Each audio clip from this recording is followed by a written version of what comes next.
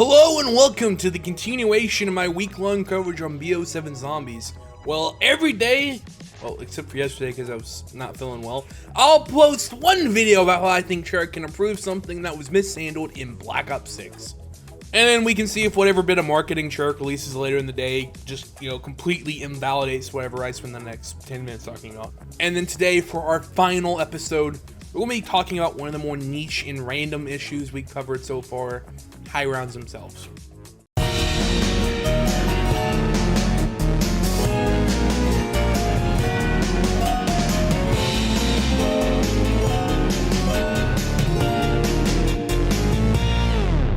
So within BO6, there's a troubling pattern in all the maps. At launch, anytime you click on a stream with someone high rounding BO6, it was almost always them camping somewhere without that many spawns using a mutant injection. As time went on, we got more maps, more perks, more equipment, more strategies. We slowly moved away from camping in a corner with mutant injection to now camping in a corner with one weapon. And in the case of tournaments in the Shattered Veil, doing that strategy but using an exploit to actually make it possible.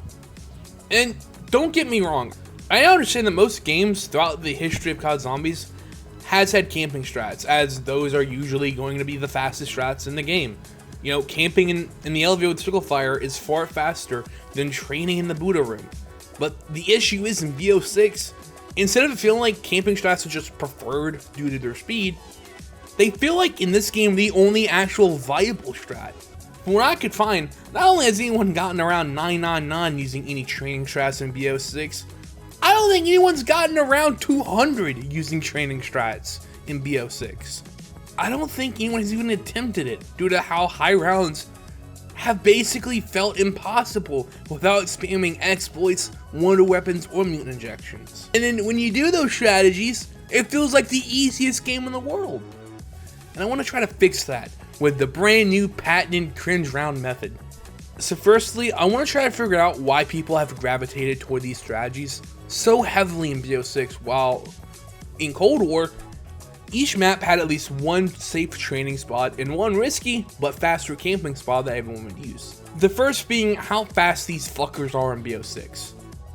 In Cold War, when zombies become super sprinters, they would fast, but you could still easily avoid them if you had the hand-eye coordination of anyone under the age of 95. So basically anyone younger than Rizzo. And then another issue on top of that is the awful respawn mechanic. For those of you who don't know what a respawn mechanic is, it's basically just a tool meant to respawn zombies when a player gets really, really far away from them. To make sure, there isn't any breaks in the action, and to avoid instances of a zombie somehow getting stuck and stop blocking the game. Now, on paper and usually in practice, this is a fantastic mechanic. However, in BO6, its execution is just horrible. Instead of the respawn timer for zombies being distance-based, as in, if a player is 250 meters away from a zombie, it'll respawn, it seems to be based on if the zombie is in the same spawning zone as them, which is why you can physically watch zombies in front of you despawn at times. Not only is the distance required for a respawn extremely short, there also appears to be very little delay in the amount of time it takes for a zombie to respawn, leading to a lot of situations in the higher rounds where a zombie that was right behind you just respawns in front of you, blocking you and getting you trapped. And then throw in the armored zombies, which negates most of your bullet damage. You kind of just have to sit there and accept your fate a lot of the times. It's not your fault you downed. There was literally nothing you could have done. It just happens. And when that is a common occurrence, why the fuck would you train? Because this won't happen if you're camping.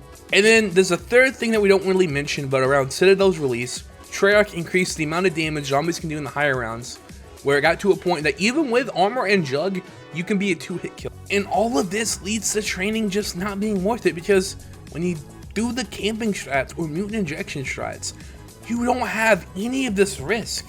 And now that we understand why training is just so unappealing in BO6, we can at least attempt to fix it.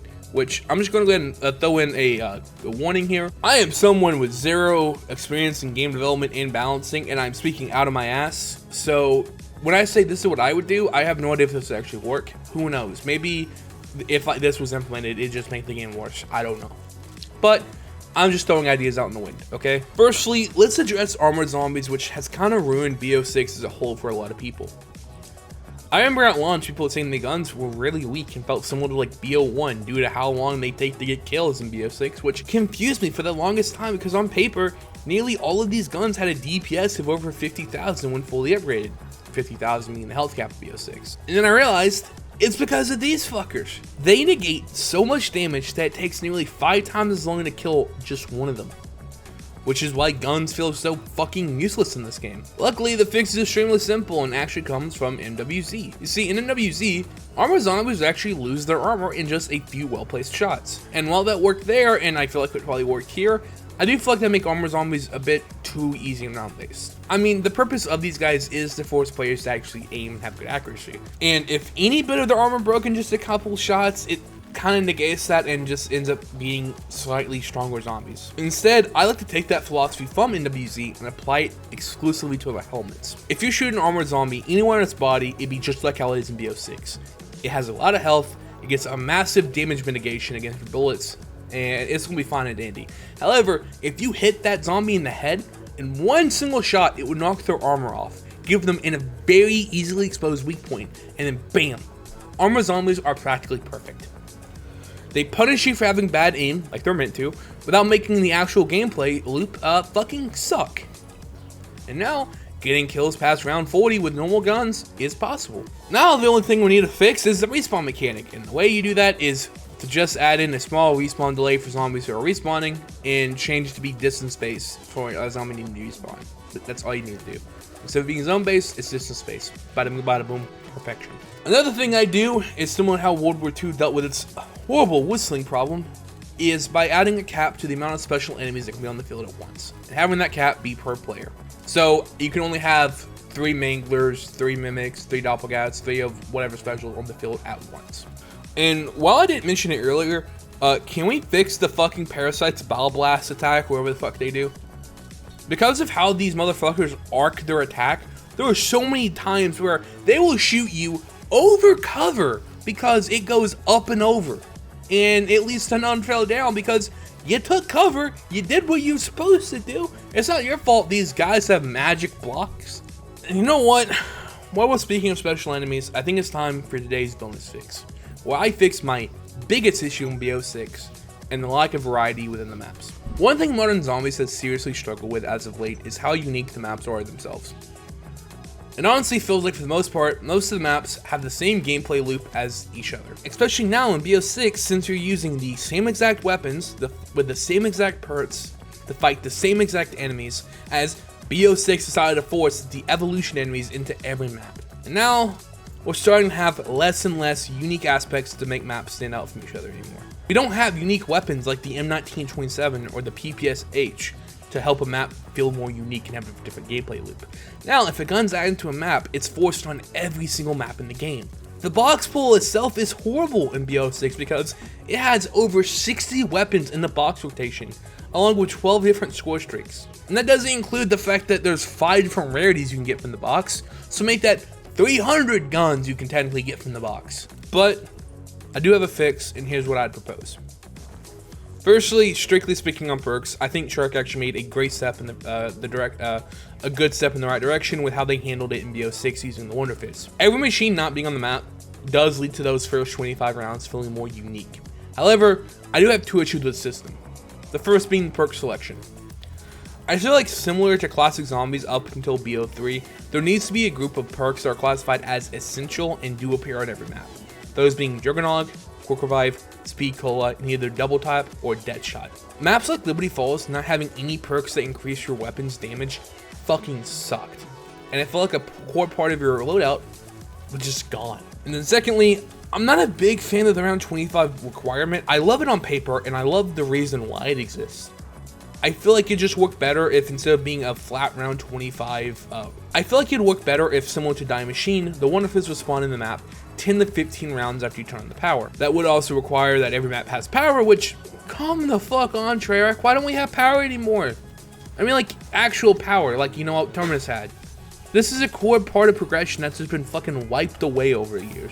Moving on to weapons, I understand why Treyarch doesn't want to add weapons that aren't usable in other modes and wouldn't have the ability to have weapon kits applied. I disagree that it would be an issue if zombies got exclusive weapons, but I get their logic. But I think if we would give maps their own exclusive box rotation and wall selection, that would help going a long way in helping these maps feel unique and set apart. And not only is there very little variety in the wall weapons, they're almost always the same group of launch weapons. So here's what I would suggest. Keep the launch selection in every map. However, when a map drops, the guns added in that season should be in the box and on the wall as well. No, you have to wait until reloaded bullshit. So, for example, on Citadel, I would have loved to have the Cypher replace the XM4 wallbuy by Speed Cola. Or on the Tomb, I would have loved to have the PPSH as the wallbuy next to Quick Revive instead of the GPM&G.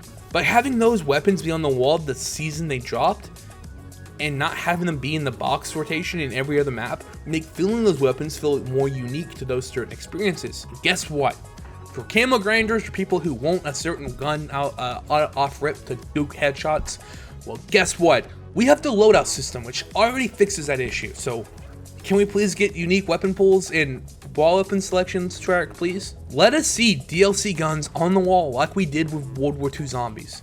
Don't let Sledgehammer keep one-upping you. And then finally, can you please fucking knock it off with having the same special and elite enemies on every map? Can you limit them to just one map, please? And then making a cameo appearance in the future like the Megaton and Mauer or the Elder Disciple and Reckoning? If I see a single Doppelgas or Amalgam or Parasite BO7 zombies, I'm throwing my Xbox out the window along with myself. And that's not a threat, Treyarch, that's a promise. However, the zombie bear looks cool, so if you want to put that in every map, and also backport it to Cold War, BO6, and all your past games, I wouldn't mind that. But please, just zombie bear, that's cool. Anyway, that's all for today. I hope you guys enjoyed my spill, and I can't believe we're already at our last episode. It's been fun, but I think it's time we finally fulfill my promise from the first episode, and I start my ascension to become God. I will see you guys in the promised land. Goodbye. Move to the spot, I'm one of a few.